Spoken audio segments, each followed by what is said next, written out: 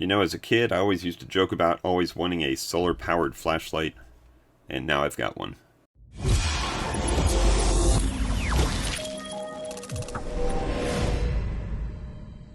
Hey everybody, it's Chris from Family Geekery, and today we're going to be checking out a new solar-powered battery bank that BLAVOR sent us. So, a couple weeks back, we reviewed another unit for them, a smaller one compared to this one. And it was a 10,000 milliamp hour. This is going to be a 20,000 milliamp hour, and it's got a couple different features on it. So without any delay, let's go ahead and open this thing up and check it out. So let's see what we got in the box here. Of course, we open it up, we got this welcome guide, which is important because it's got a couple safety precautions, which I'll go over in a little bit. It's got an overview of the product itself, and then of course the very important specs as far as how many volts and amps to expect on the inputs and the outputs, how many watts to expect on the solar charging. So let's put that aside. Let's see what else we got. We've got a little carabiner clip to clip onto it, which is nice because I know a popular way of using this type of device once we open it up and see it is to have this thing attached maybe to a backpack if you're doing some hiking. So that's nice to have included in there. And then of course we got the charging cable, little USB-C to USB-A connector. This will work for both charging this device, so using your own little power port to charge this device, and also to charge your own device if you have a USB-C device. So you can plug this into the USB-A port of the power bank, and then charge your phone or tablet. So let's go ahead and take a look at what this one is. So this one's a little bit bigger than the 10,000 milliamp hour one that I reviewed before. And this one, like I said, it's got a couple different features. So we've got a camping light here, a full light panel on that side. You can see we got something hidden away in here, and this is like a leather or faux leather design that has not just the power panel, the solar panel that's built onto the power bank, but 3 more panels in addition. So we'll look at those specs and see what kind of charging to expect from these. And let's go ahead and take a look at the rest of it. We've got the built-in compass. Now the other model that I reviewed had a compass on the carabiner. I like this better. That way if you're not using the carabiner you still have the compass. And this one seems to be tracking alright. And we've got a flashlight up here also. And then hidden underneath the protective cap we've got all of our inputs and outputs. So we've got, looks like a USB-A, 2 different USB-A's. We get a micro USB input, and then a USB-C, which is going to be an input and an output. So let's take a look at some of the specs, see what to expect performance-wise, and then we'll test it out. So as far as the inputs go for charging the battery bank, looks like we've got that micro USB input, which the cable isn't included, but most people have a micro USB charging cable. And it's got DC 5 volts at 2.4 amps or 9 volts at 2 amps. And then with the Type C, same thing, 5 volts, 2.4 amps, 9 volts at 2 amps. So that's 18 watts input charging, which is pretty nice. It's nice that they include the quick charge version of that. And then we've got the output of the Type C is going to be 5 volts at 3 amps. Which would be a 15 watt charge on a 5 volt device, and then you've got the 9 volt and the 12 volt output, which are both going to equal to 18 watts output. Looks like we got the 2 different USB-Cs, or the USB-As, the quick charge output port 1 and the port 2.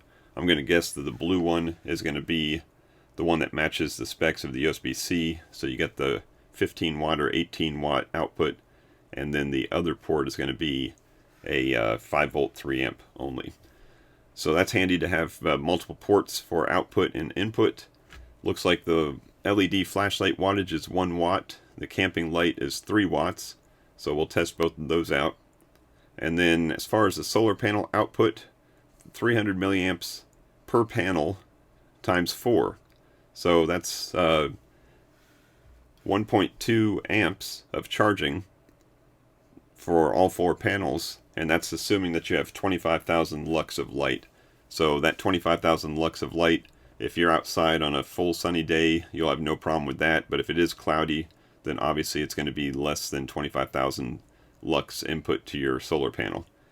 Overall, the battery capacity, because that's probably the most important thing, is 20,000 milliamp hours, and that's rated at 3.7 volts, or a total of 74 watt hours. So that'll get your devices charged a couple times.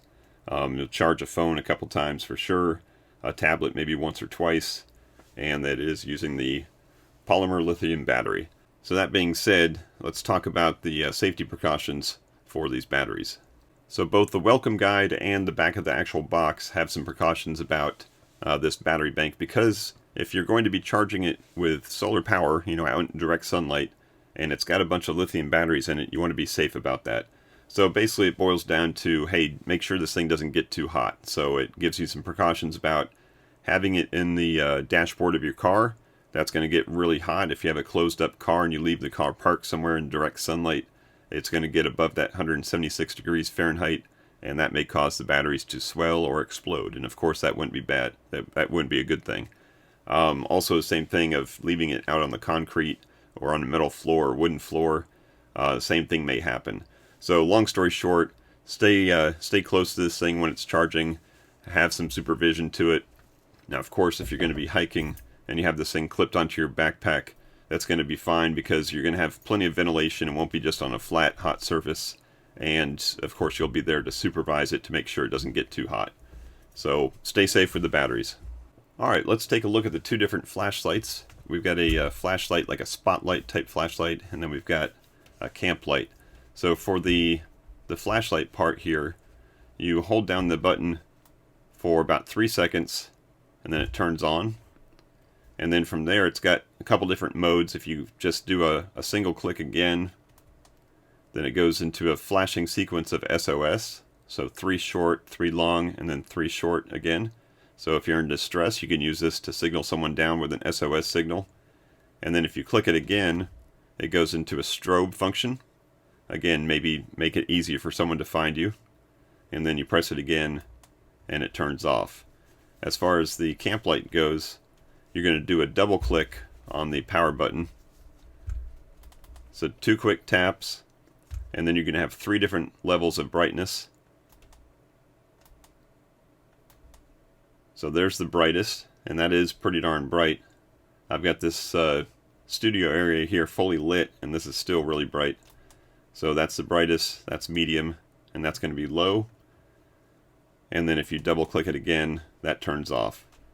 So nice little features there. You can see here on the side a way to clip your carabiner or any other type of attachment strap. And we've got some rubber bumpers on each of the corners to protect a little bit from dropping. Of course, you wouldn't want to drop this thing really far onto a hard surface, but it's going to protect it from some regular wear and tear type of bumps. Alright, so let's take a look at the solar panels and the solar charging function. So as we open this thing up, as soon as it sees some kind of light, and it's just seeing the studio lights right now, I got this green light here, and the green light is an indication that it is seeing some type of light.